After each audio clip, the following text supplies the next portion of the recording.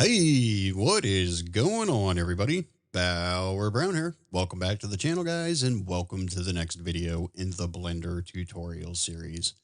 Okay, so I do apologize. It's been a quick minute since my last video. That's just kind of the way things have been working out for me lately, but that's okay. I'll work on that. See if I can improve. Is what it is. I do apologize. So picking up where we left off, I believe the last video that I did, what were we doing? Texturing the garage that we had built. Okay. Now I did not finish texturing mine. I probably should have, but I didn't. Shame on me. But hopefully you did. Okay. So how do you guys feel about that? Is this making sense to you as far as UV unwrapping and just kind of laying it over, applying it to your texture atlas. And that's as far as Giants editor goes. And what I mean by that is like you see here, I'm working on this, like this cement wall here at the bottom of my building. All right. And that would just be unwrapping it. I kind of rotate that 90 degrees, pull it down a little bit. Okay. Like that. All right. And it wouldn't matter how many of these I laid over that small area. I can keep overlapping them and overlapping them. Like this next piece, I can do the same thing, right? And I can overlap that in the same area, and it won't impact anything. Okay, it won't make that big of a difference.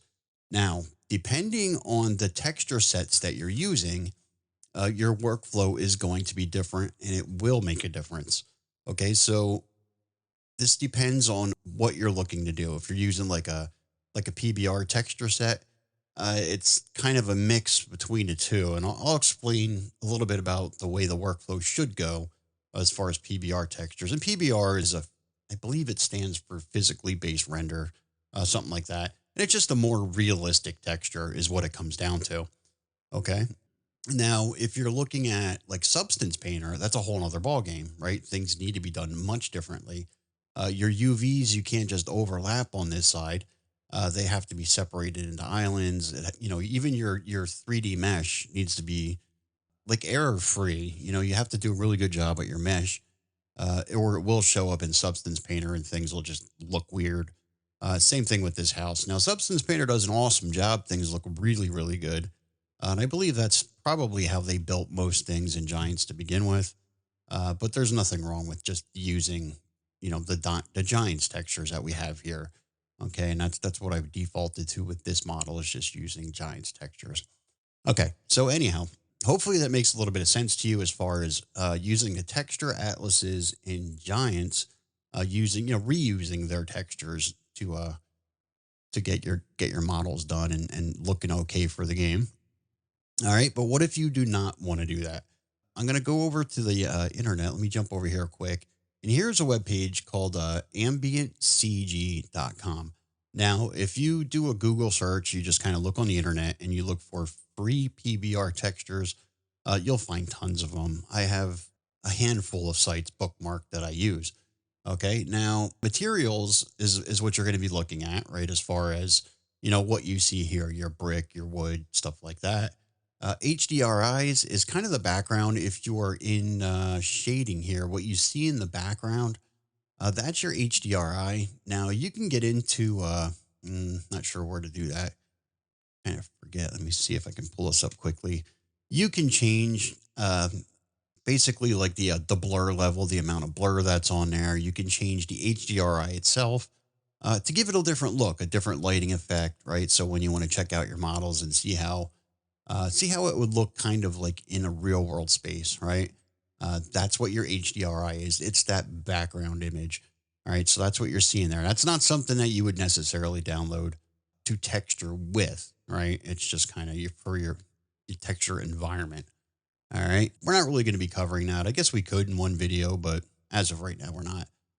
This SBSAR, I call it SB SARS, whatever that stands for. But that is for Substance Painter. It's an archive file. And you would download those if you're working obviously with Substance Painter. And then when you get into 3D, I think 3D, not sure I ever went in there. It's just models, I guess it looks like. Yeah, it looks like 3D models. Okay, so let's get on to what we're here for, which is the PBRs, right? So let's find one of these textures here. Any one of them, it doesn't matter. You can sign, here's a nice cobblestone, right? If you wanted to use that. Now you have options, right? So if you look over here on the right-hand side, it breaks it down to 1K, 2K, 4K, 8K, 12K, 16K, right? So these really go up there. As far as giants goes, now I know a lot of people are immediately going to jump right into the 4K, 8K. If this is a judgment call, right? I feel it's completely unnecessary. If you look at anything that Giants has done, right? If you look at, let's say, let's pick one of their houses here. Okay, one that we can see clearly. All right, this is not even 4K. All right, my guess would be 2K maybe. I'll have to look at the texture file. We can pull up material editing. See if we can drill down here really quick and see what they have. Like I said, though, I guess my guess is 2K. 4096 by 1012. Okay, it's a texture atlas. I forgot about that. So it's kind of hard to tell. But either way, it's not on the level of like a 4K, 8K texture. All right. And the reason I say this is a judgment call is because depending on how many models you're building for your map, this can get quite large quite fast. Right. So if you're using all 8K textures, that's a lot. Not only that, but something a little too realistic, and it seems kind of weird to say it this way, but it's going to stand out like a sore thumb on your map, right? You got something that it's beautiful, it's pristine, but everything around it is all like 2K. Yeah, it might stick out a little bit. Okay, so I recommend. I honestly, I go with 1K. I've had no issues with 1K. I believe, let me see if I can find, and I've showed you this before. You guys should be familiar with the apartment buildings here. And that's just something I know that I did with a PBR texture. All right. So these are PBRs that I used, and these were all 1K. All right. And you can see they look just fine. I had no issues with that whatsoever. And that's a way to keep my file sizes on the smaller side, right? So things aren't getting super huge, really, really big. So like I said, just kind of shoot 1K, 2K. You don't need much. You don't need more than that. That's more than enough for what we're doing here in Giants Editor. Okay, so if you're going to work with PBR, 1K, 2K. And now from the left hand side to the right hand side, you see we have JPEGs on the left hand side, which obviously we just do not want to use. The file size is much smaller, so that's helpful. But at some point, you're going to have to convert them anyhow. So you might as well just go with PNG. All right, so we can stick with 1K PNG. So just click on the one that you want. Okay, did I click on that? Yes. Okay, so that's going into a downloads folder. So let's just open that folder up. Okay, so probably want to cut this and paste it to wherever you happen to be working with at the time. I'll put mine into 3D assets here. I'm just going to stick it right into the folder here. We'll just paste it in there. Okay. And then you're going to want to extract everything. Yes, yes, yes. Like so. Okay. All right. Let me delete that main folder or the zip file. Okay. So now when you open this up, all right, you are going to see, right, it breaks it down to where you have your regular diffuse layer, displacement, ambient occlusion, your roughness, and two normals. You have one for DirectX and one for OpenGL. Okay, now somebody needs to correct me if I'm wrong on this one. Now, OpenGL used to be the standard. Almost every video you watch, every tutorial, everything that you see people doing any type of texturing work, they're using OpenGL. And the settings in FarmSim at one point, for at least as recently as FS19, were also OpenGL. All right. Now, FS22, if you take a look in your settings, are DirectX. Okay. Everything's working on DirectX now. So I've been doing all of my texturing. If, when I'm presented with the choice, which I am here, okay, I've been picking DirectX for all of my normals. Okay. And I've had no issues with it. So that's up to you. Like I said, correct me if I'm wrong. Maybe I should be doing OpenGL, but I've not. I've been doing DirectX and everything's been just fine. So no problems there. Okay. So looking at what we have here, we have all of the basics that we would need to texture our model. Okay. But you'll see that there are some things missing, right? Where's our specular map? Okay, we don't have a specular map, and we need that. We do. You can get away without it, and there's been one or two things that I've done on my map where I don't have one, but there's really no reason for me not to have it. Laziness at this point that I just haven't gone back and redone it. But you could, and depending on the situation, if you absolutely had to not have one, you could. Okay, but your specular it's a combination of your smoothness, roughness, your ambient occlusion, and your metalness.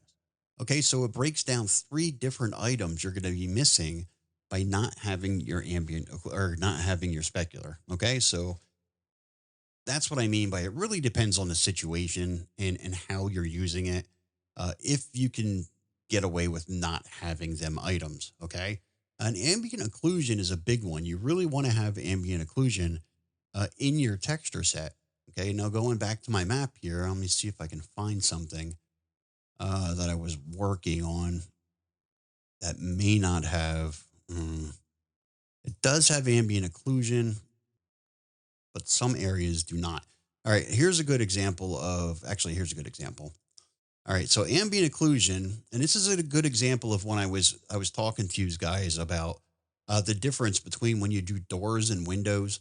All right, whether you want to put that kind of detail work into your windows in your doors, or if you just want to use a texture. Okay, now if you look at the house here, this front door is just a texture. I used the texture on this front door, and it looks great. Right, there's no problems. Looks really really good. Glad I did it. Glad I went that way. No problems. Okay, the one over here, now you can see it just looks like a big white square with the window smack dab in the middle of it. All right, there's no detail there. And the reason there is no detail is because this door is missing the ambient occlusion. Now there is a specular map, all right, but it's not based off of how do I want to explain this? Oh, I applied the texture atlas. I just did this the farm sim way, right? So I used the base game texture atlas and I just assigned the texture to this door. Now, this door does have a square area down here. It's an inset area where actually you can see it there, kind of, right? But since it's really hard to explain, since the way that I used the texture, the door itself, right, has no normal map. It has no ambient occlusion, nothing like that. The texture does. All right. So, like you can see here on the siding and stuff, the ambient occlusion and stuff like that made a difference, right? You can kind of see the shadow, you can see the depth, but not on this door. So, I needed with this door, it needs to have its own texture, right? So, you need a normal map that details, all the bumps and crevices in the door itself and to have an ambient occlusion, then I would see a little bit of shadow around here. Things would stick out, and you can see the dimensions of this door, right? And you can't. So when you're looking at it from here, it just looks like a big white square, and to me, it doesn't look so great. All right, and I forget the point that I was even trying to make here. I think it was just needing the specular map, right? And this all has to do with your workflow, like how you're going to build these models, how you're going to go about building, applying your textures and stuff like that. So this is kind of an oversight on my behalf because when I applied these textures, right? So I put this extra detail into the door, and you can't even see it. It's buried in there. Just the way the textures are done, you can't see the detail I put in there. This is something that would have been, I would have needed to take care of this inside of either Substance Painter and built the ambient occlusion map for this entire house, just door included, or I would have maybe find a way to do that inside of Blender, and there are ways to do that, and another one of these videos I will show you. Okay, so like I said, we have going back to what I was talking about here. So we have everything we need except for that specular map. Okay, so as this sits right now, you could use these, right? So you can apply the color, you can use the displacement, you can use all of these basically on your model, and inside of Blender, it'll look fine. Uh, Transferring it over to Giants Editor, it may not look so bad either. It may look okay-ish, okay? And you won't be a huge difference. All right, but you still want to do it the right way. You still want to have, the specular map the way that Giants does it. So that leads us into what we're going to do next. Okay. And the other thing being, the other thing to keep in mind is when you're using these PBR textures. Okay. So this is, say we're just going to use these bricks and you're only going to use the color. You'll use the normal and I don't know, maybe one more, the roughness or displacement. Maybe you'll do that. Okay. So say you got, two, maybe three of these textures you're going to use for this brick. Now you download another PBR, that one's wood. So you got another two or three textures that you're going to use out of there. Then you download a third one, a fourth one, and a fifth one. Now you can see that these start adding up. Now you got 10, 12, 15 different textures. And these aren't really small textures. I mean, they're not huge, but they're not small. They will add up, right? So this is 1 meg, and this is because I only went with 1K. All right. If you go on bigger, your file sizes are going to be bigger. Now, when it converts them to DDS, it'll bump that file size down a little bit. But you see what I'm trying to get at here. Okay. Is that you're going to have 12 or 15, different textures that you're going to have in one folder, and your prefab is going to get, whatever it is, prefab, it's a mod. It's going to get really big, really fast. So working with PBRs, a texture set like this, you're going to have to do something that's called baking, texture baking. All right. And that's something I'm not going to explain it in this video, but I will go over it. All right. And baking in Blender, oh God, it's a nightmare. I have actually downloaded an add-on and it's been a lifesaver, and I will never, ever try to bake inside of Blender without this add-on, but we will go over it and I'll show you what I'm talking about. And basically what it does is it takes all of these textures, these 12, 15 different textures, instead of having them separated, it bakes them all onto one, right? So it takes like 3 or 4 different diffuse maps and it bakes that into one. And then it takes, 3 or 4 different normal maps and it bakes that into one. So it takes your 15 different textures and it bumps it down to 3. Okay. So it cuts down on space, and it's the workflow you really want to be using when you're working with PBRs. Okay, so like I said, PBR is just a fancy way of saying a really nice looking, a really nice looking texture. All right, so again, back to my original point, we don't have a specular map. That's going to lead me into my next point that I want to go over with you guys. All right, there is a software that I use religiously. It is called Materialize. All right. If you look at the website address up here, it is boundingboxsoftware.com/ or / materialize. All right. So you want to do a quick Google search, find this on the internet. All right. Find the website, download it. At some point, I'm going to show you, I'm going to start this up here. Let me see if I can find, let me go back to my folder here. Doesn't actually open with Materialize, but Materialize will open. It's my lazy way of opening Materialize.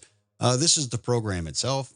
All right. So when you get into this, if you've never used it before, you've never seen it before, it can be slightly confusing, but it's not a big learning curve. You learn really quickly, how it works, what it does. But what I do recommend is if you're on this page here, right, there is a spot for tutorials. Go through these tutorials. There are a lot of settings. There's different ways that you can tweak all of your maps that you're making, whether it's diffuse, it's normal, whatever you happen to be working with. There's a lot of different ways to tweak those layers, and you really want to watch these to get used to it, right? And we'll go over 1 or 2 things with Materialize really quick and show you what it does. Okay. All right. Now let's say back into Materialize. All right. What I'm going to do is I want to create that specular map that we're missing. So I'm working with PBRs. First, I'm going to go into PNG here. Can't remember what exactly every one of these does. Does O is for open, S is for save, C is for copy, P is for paste. Okay. And like I said, if you go through the website there for Materialize, it'll show you a lot of the stuff. So let's go for O for open. Let's find the drive. I put that in. Maybe it wasn't that one. Where did I put that? See, I lost it already. It's in 3D assets. So I was kind of in the right place. Go here. Okay, and there's our bricks. All right, so I'm going to open up the color. Okay, that's what we have here. Now you can see, you can turn this here and see what your texture looks like as you build it. Now, normally, if you're starting with just this, with just your diffuse or your color, you could create say the next thing you want to do is the height map, right? So we can create a height map out of that, right? That's not a problem. And this comes in really handy. Like we'll build a few things using Materialize, right? Because I've used Materialize for tons of textures and they worked out just fine.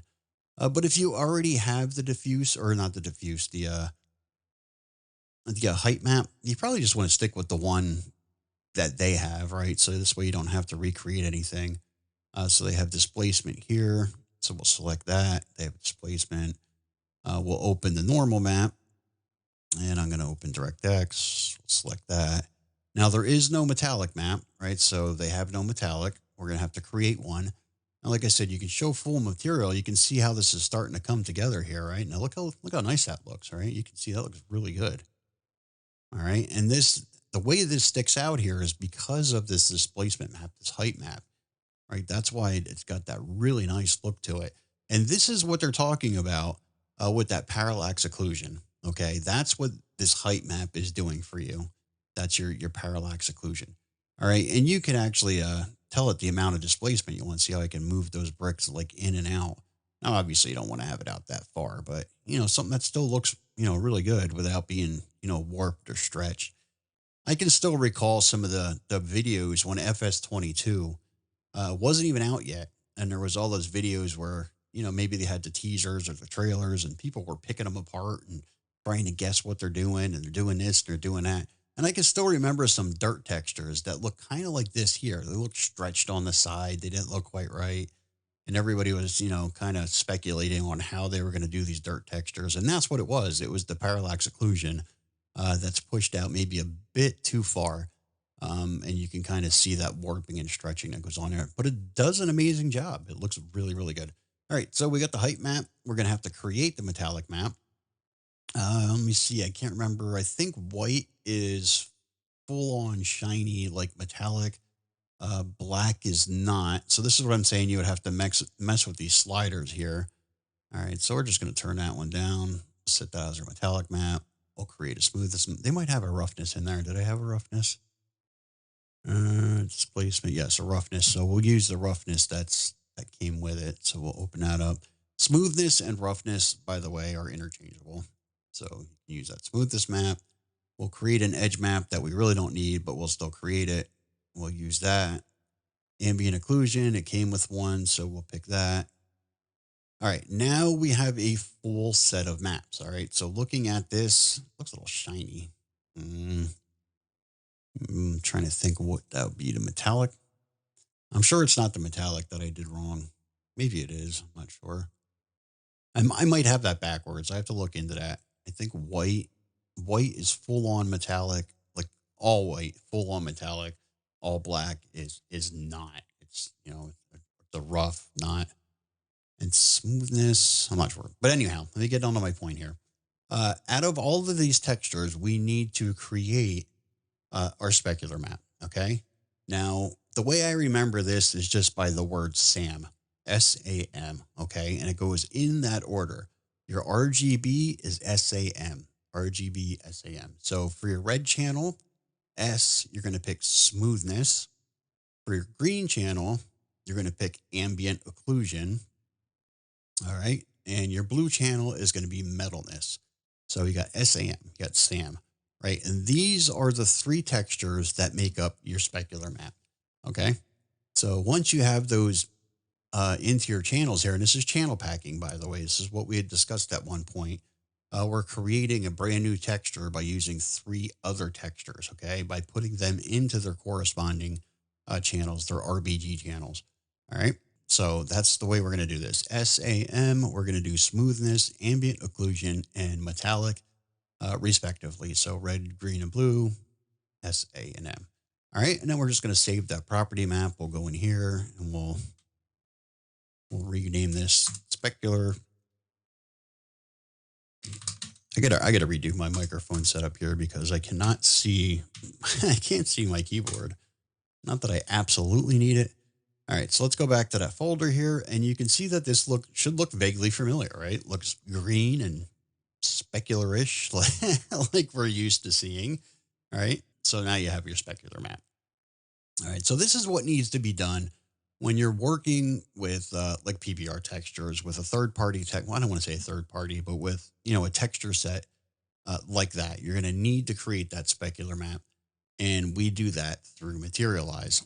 All right. Now you would just do it. You would apply this to your model just like you would any other texture, right? When you create your material, you're going to go into your shader in here, right? Into your BSDF, use Node Wrangler, by using Control T and just selecting those three textures that you're going to use, right? Your diffuse, your normal, your specular, and then everything will work out okay.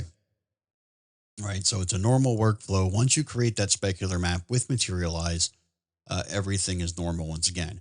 Now, as far as the UV map, when you're applying this to the UV map, uh, this can go either way. Now, this is what I was talking about earlier. I'm a little bit confusing. I'm all over the place when, how I'm discussing these things. But you can do it one of two ways. If you don't plan on baking your textures, right? If you know no clue how to do that, you have no intentions on doing that, right? When you unwrap and you lay down your UVs, you can do it how we do it here, where things can be overlapped, overlaid. It's not going to matter, okay? But if you do plan on baking your textures, things are going to need to be unwrapped nicely, and they're going to need to be kept separate, right? So your islands, like, so if you look at this, right? So that here looks good. There's no overlap. Everything is okay. But when I start, the next layer here, right? So now we got things are starting to pile on top of each other. We have some overlap, and that's not going to work. All right. Now with a giants texture with this atlas, we have to do it this way. We don't have enough room to divide things up, and have it the way that I was just discussing, like separated by islands and stuff like that. This is the way we have to do this with these atlases. But you're not restricted to this when it comes to PBR and other types of textures. If you do not plan on, if you plan on baking your texture, things need to be kept separate and stuff like that. And like I said, we'll go over that in the next video, and I'll show you, I'll show you what's going on with that. All right. And like I said, other than that, there's no difference. Go into Materialize, create your specular the way that I just showed you, and then you're good to go. The last thing you can do with it, now I'm not sure what I did with this. I needed a welcome mat for one of my this house right here. So I built a welcome mat. Welcome mat. I don't know. The picture I was working off had one, so I needed one. So I needed to create this texture. Now, Adobe has a program that's pretty darn similar to Materialize. I don't want to say similar because it's way different, but basically it does the same thing. Let me see if I can find the program in itself, or what the program is called. It is called Adobe Substance 3D Sampler, right? So basically, you can take any texture and then you can create all of the maps that you need, all your your metalness, your ambient occlusion, everything that you need. You can create. You can move that over a Substance Painter and use it accordingly. And the same thing goes for your PBR, right? So all of those textures that you downloaded there, if you go back to that website, right, you can see that some of these say, that SBSAR, that is for Substance Painter. But the maps that you downloaded as far as these PBR texture set are easily transferred over into Substance Painter to create your own material that you can use within Substance Painter. I mean, obviously, it's probably a lot easier just to use one of these pre-made sets. Obviously, I dabbled with it today a little bit, and I made a couple things in Substance Painter that I was working with. All right, so back to what I was saying with Materialize. Let's clear all of these here. Okay. Now I'm going to open, let's see. Can't remember where I put these things at. It's in here somewhere. All right, let's go into images. Okay, here's welcome mat. All right, so I have the diffuse, the normal, and the specular. Now, what I started with was this diffuse. All right, so this is something that I just found on Google. I Googled it. I found an image of a welcome mat that looked pretty good. And from here, I want to make that into a usable texture. So I just basically I created the height map, like you can see here. Now it's up to you how you want to work this. You want to This place has a little bit more, blurriness to it. I tend to use details and I keep things sort of like that, so it's a little crisper, it's a little sharper. But this is where I'm talking about watching those tutorial videos because it will show you how to adjust these sliders, right? So every one of these sliders can be, adjusted up and down depending on what you're looking for out of your texture set, right? Out of that, your displacement map there. All right. It will show you everything that you need. So these here are just kind of presets, right? So you can keep that on default, but you can use the presets or you can adjust these however you feel like you need to adjust them. Now you're going to want to know what each texture does, how it works, right? So if you need to do a little bit of Googling on that, how does the displacement map work? A normal map, your lighter colors are going to be raised up and your darker colors are going to be sunken down, and vice versa, depending on the texture set that you have you're working with. But you do need to know how that works. And then you can adjust the sliders to get things to work out the way that you want them to. But anyhow, like I said, what I did is I created a height map, right? And then I just created a normal map based off of that. Now you can see with this how it looks like this sticks up and out, but up here it looks okay. So you don't really necessarily need to worry about that. But if for some reason things are looking a little backwards for you, it's not working the way you want. So like if I show full material, all right, that shows it's sticking up. You can flip the normal, right? Now here it didn't seem like it made much of a difference, but you can see up here my normal map. Now it looks like it's sticking out. All right. It depends on how your normal map looks. If it doesn't look exactly the way you want it to, right, you can get it to you can flip that the other way. All right. And then from here I would have just created the metallic map. I would have created, I'm just blasting through this really quick. Smooth this map. I created the edge map and then I create the AO. And then from there, same thing we did here, smoothness, ambient occlusion, save property map. And then that's how I came up with the textures that I have. Do I not have that open? Okay. So you can see I have three sets here. One's the PNG, right? And the other one's DDS file. All right. And that's how I created these. I created all three of these inside of Materialize, right? So everything, worked out really, really well the way I needed it to. And the end result was this welcome mat that you see here. Okay, this doormat. So that is your missing link there, right? So when you're working with your PBRs or creating your own textures, right? This is the way you're going to do it. I use Materialize. Now, it can be done other ways, right? So you can do this inside of paint.net, GIMP, and Photoshop by putting those like your smoothness, ambient occlusion, and metalness into their corresponding channels inside of those programs, inside of like I said, paint.net, Photoshop, that sort of thing, right? So it's doable either way. I just find it's the easiest just to go through Materialize. You can tweak everything the way that you want it, and it does a really great job. All right. And I've done a lot of other textures through there, right? I've done garage doors, any number of things really that you're creating on your own. Just take an image, something that you sampled, off the internet, throw it in there, play around with it, and see what you get. Now, there's a big difference between, like I said, when you work a PBR and you're working on a 4K texture, things tend to stand out a little bit. Now, a couple things that I made with Substance Painter. Matter of fact, I think these two things down here, this barn here, I made through Substance Painter, as well as this fence. right? So you can see that the textures are way different. This is nothing that you're going to find, by using your Giants textures. You're not going to be able to pull that off. I think there's another shed here somewhere down here. This was actually the first shed that I ever created, this one here. And I did this using the Giants textures. But over time, I just didn't like it. And like I said, it was the first one I've ever built, and it just looked like crap. So I had to redo it, but I finally got it into Substance Painter.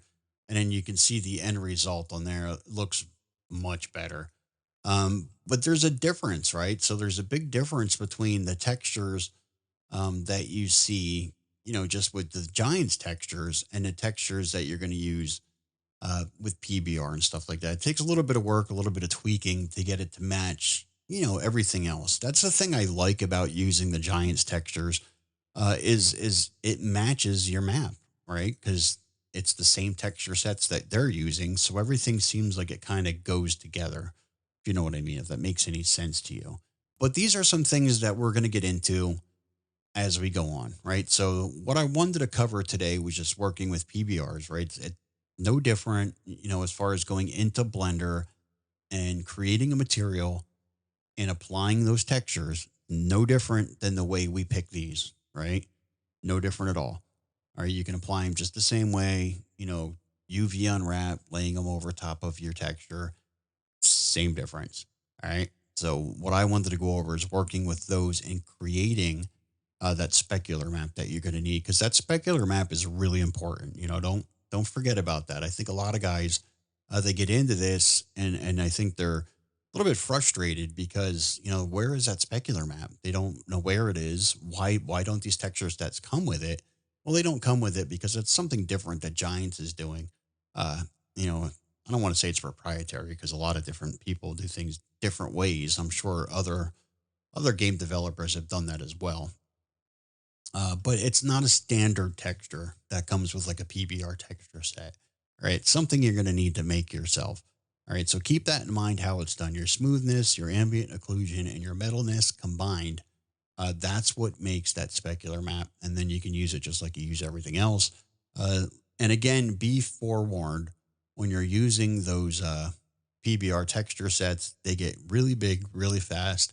You want to learn how to bake your textures, texture baking.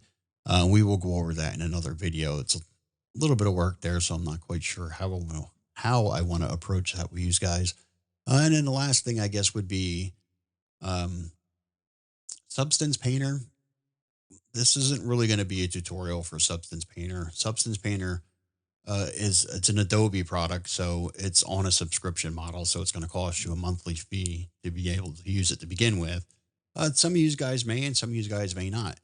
Now, if you are interested, by the way, Adobe obviously is a monthly fee. Now, I pay it because it comes with some perks that I enjoy, and I have all the rest of their products. So that's just something I might as well just stick with that subscription plan. But you can go on to Steam. Now, when you go on to Steam, you'll buy a license one time, right? Which is nice. That's what we're used to. We're used to paying for a piece of software one time. So you go on, you pay for it once.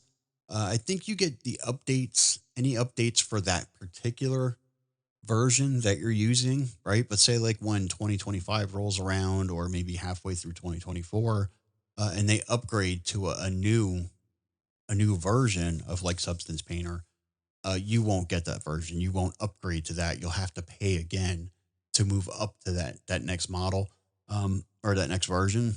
But you'll find with things like Substance Painter, uh, you're only really using the base functionality, right? So you can use that same version probably for the next 5, 6, 7 years, and never notice a difference. Never need any of the newer bells and whistles that are coming out with the newer version. So you may be just fine doing that and save yourself a ton of money in the long run. So go into Steam and just search for Substance Painter, and you'll find it there. So it's a once and done. You pay one time, and that's it. Right? You'll be able to download it, use it, and life is great. Okay. Like I said, I didn't really think this one out. I only had a few minutes to kind of jump in here and try to pound out a video for you guys really quick. And I don't know.